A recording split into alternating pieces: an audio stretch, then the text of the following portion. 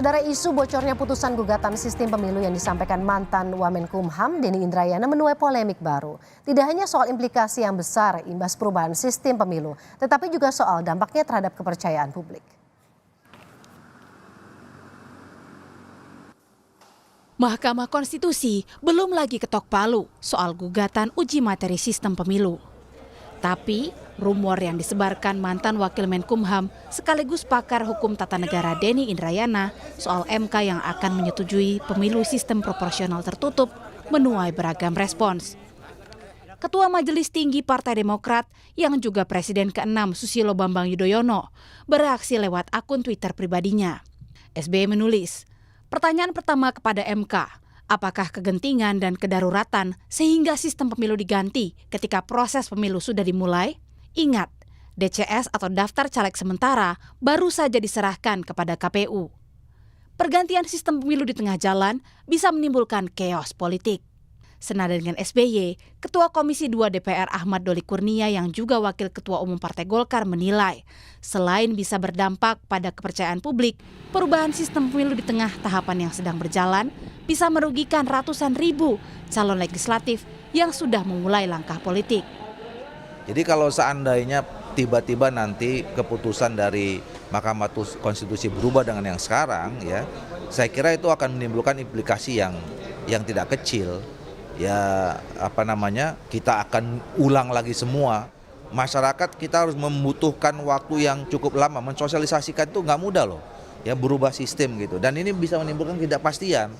Masyarakat nanti jadi nggak percaya gitu loh. Ya, ini yang mana yang benar sebenarnya? Hari ini aturannya begini, kemarin aturannya begitu, besok berubah lagi peraturan dan segala macam gitu.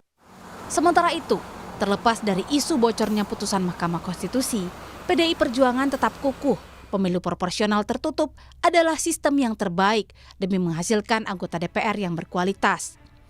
PDIP juga siap untuk menghadapi apapun keputusan Mahkamah Konstitusi. Produk dari sistem proporsional terbuka ini yang melahirkan DPR-DPR yang juga menjadi bagian dari kritik masyarakat dan juga teman-teman pers. Kualitas di parlemen kita, baik itu dalam pembahasan undang-undang, rancangan undang-undang, kemudian pembahasan anggaran dan juga pengawasan terhadap pemerintah. Kualitasnya kan jauh mengalami penurunan gitu ya. Perkumpulan untuk Pemilu dan Demokrasi Perludem menilai Mahkamah Konstitusi tidak mungkin mengubah sistem pemilu untuk 2024 di tengah jalan karena dampaknya yang akan sangat kompleks. Perubahan sistem pemilu dari terbuka ke tertutup itu kalau mau diberlakukan di 2024 dan hanya mengubah soal terbuka tertutupnya, itu akan berimplikasi kepada 20 lebih pasal-pasal dalam undang-undang pemilu. Dan tidak mungkin itu dilakukan MK mengubah lebih dari 20 pasal itu dengan putusan Mahkamah Konstitusi. Dan itu juga tidak dimohonkan oleh pemohon. Akan berpengaruh kepada metode kampanye, akan berpengaruh kepada proses verifikasi calon, kemudian berpengaruh juga pada proses rekapitulasi, berpengaruh pada proses penegakan hukum.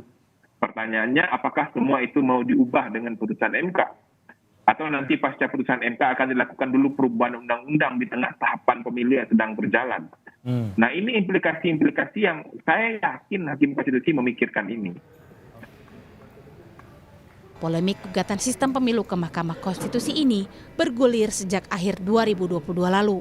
Sejumlah alasan terkait gugatan sistem pemilu diantaranya, sistem proporsional terbuka yang diterapkan sejak 2004 dinilai rumit dan menghabiskan anggaran yang besar. Satu-satunya fraksi di DPR yang mendukung kembali ke pemilu sistem proporsional tertutup hanya fraksi PDI Perjuangan. Sementara 8 fraksi lainnya kompak membuat pernyataan sikap menolak pemilu 2024 kembali menggunakan sistem proporsional tertutup atau hanya mencoblos lambang partai. 8 fraksi tersebut mendukung sistem proporsional terbuka, yakni fraksi Golkar, Gerindra, Nasdem, PKB, Demokrat, PKS, PAN, dan P3. Sistem pemilu proporsional tertutup digunakan pada pemilu 1955, pemilu pada era Orde Baru, hingga pemilu 1999, di mana pemilih hanya mencoblos parpol saja tanpa nama caleg di surat suara. Sejak pemilu 2004 hingga 2019, Indonesia beralih menggunakan sistem proporsional terbuka, di mana pemilih dapat memilih langsung caleg pada surat suara. Tim Liputan, Kompas TV.